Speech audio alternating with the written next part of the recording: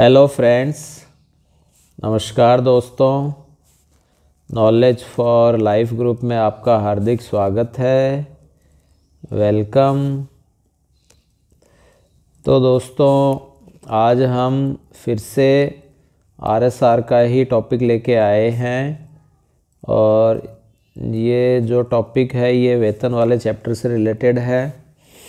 प्रयास है कि हम राजस्थान सेवा नियम आरएसआर का पूरा अध्ययन कर लें और फिर बीच बीच में इससे संबंधित जो आपकी समस्याएं हैं वो पूरा कर लें।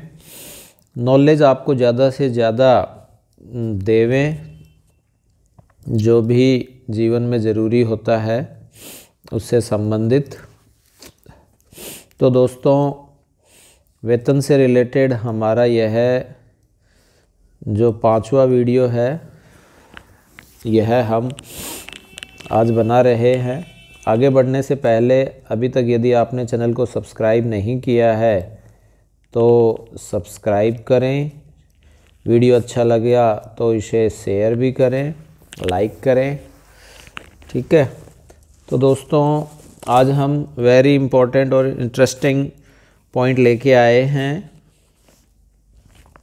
जिसमें प्रीवियस वीडियो में हमने समझा था कि जो प्रशिक्षण है, प्रतिनियुक्ति है या विदेशिक सेवा में कहीं चला जाता है तो उससे संबंधित वो क्या क्या पॉइंट्स थे।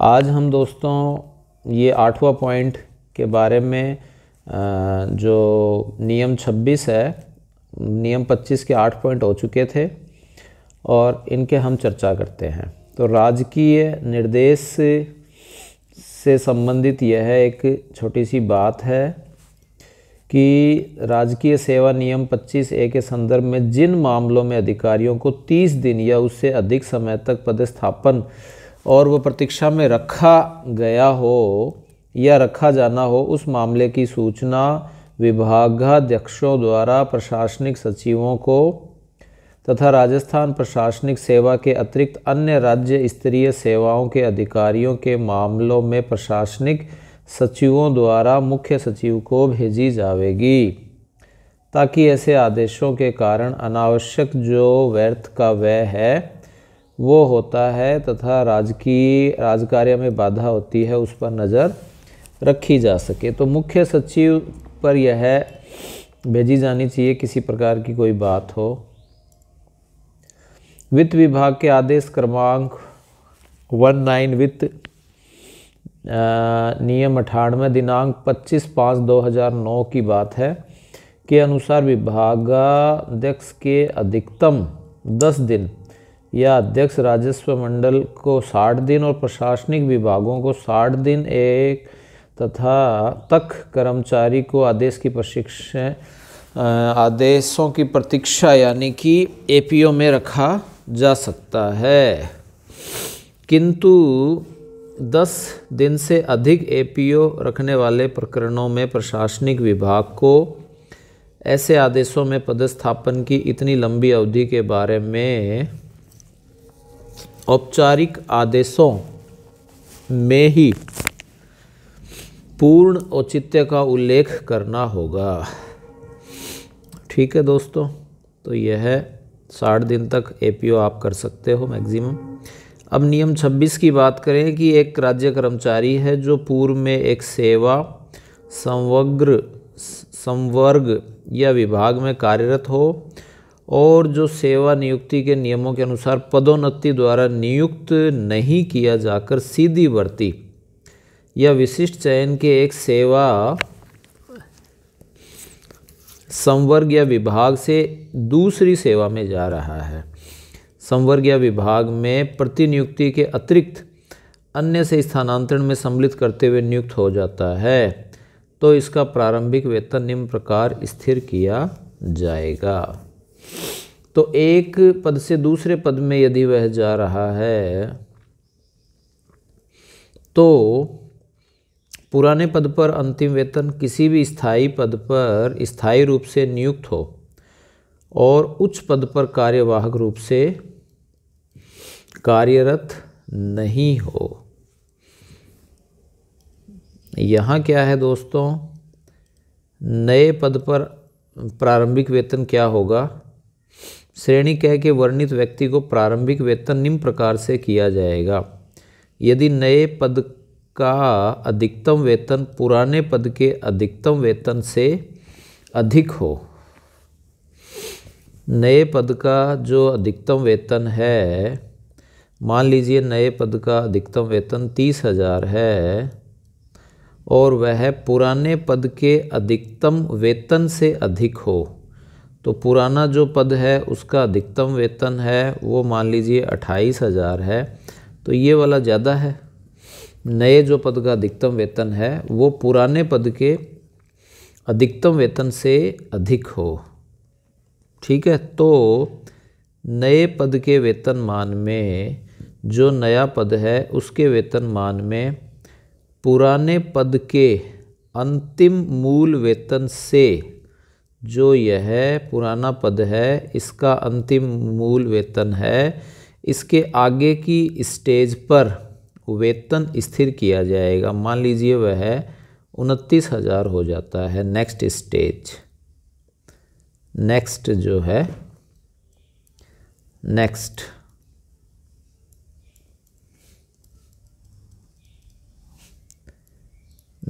जो है, ठीक है, उस पर स्थिर किया जाएगा। तो आई थिंक क्लियर है।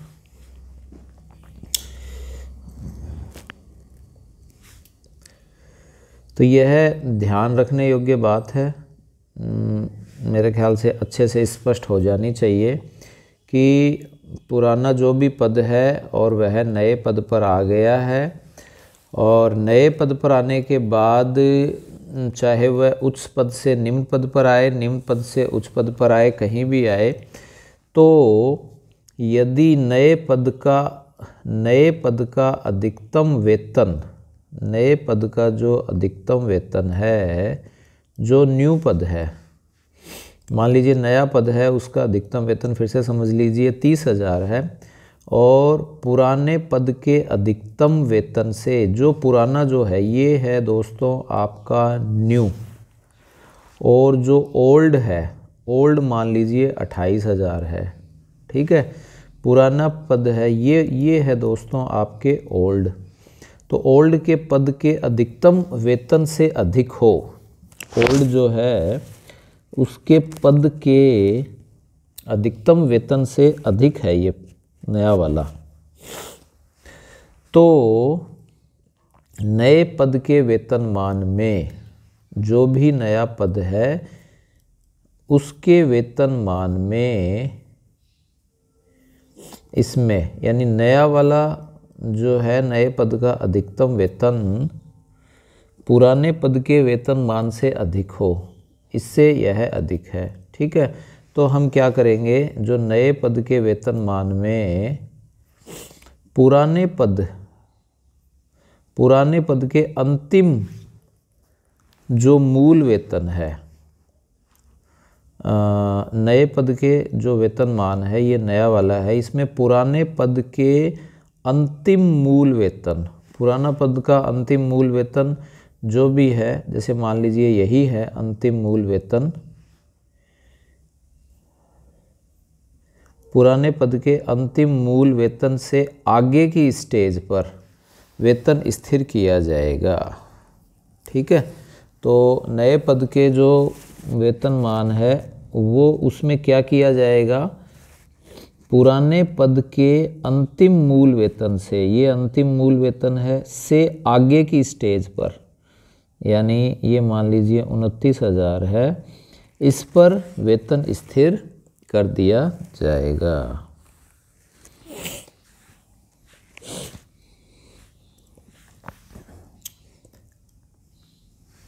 तो मेरे ख्याल से क्लियर हो गई होगी।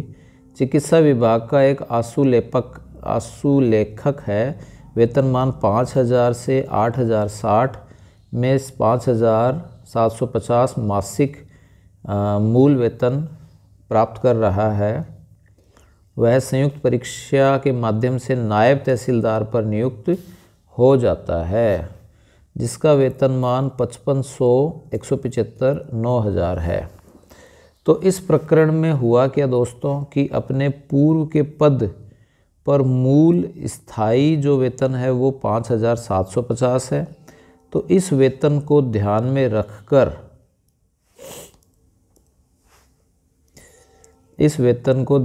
रखकर उक्त उपनियम के अनुसार उसका नायब तहसीलदार के पद पर, जो दोनों पदों के अधिकतम के आधार पर उच्च है, कहाँ मान लिया जाएगा? 5800 रुपये मासिक वेतन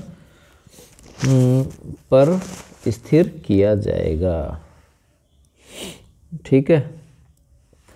एक लेखाकार है जो कि 7,425 रुपये मासिक प्राप्त कर रहा है और 1/10/2003 में सहायक रजिस्ट्रार सरकारी विभाग सहकारी विभाग में वेतनमान 6500 से 10,500 में नियमित रूप से नियुक्त कर रहा है।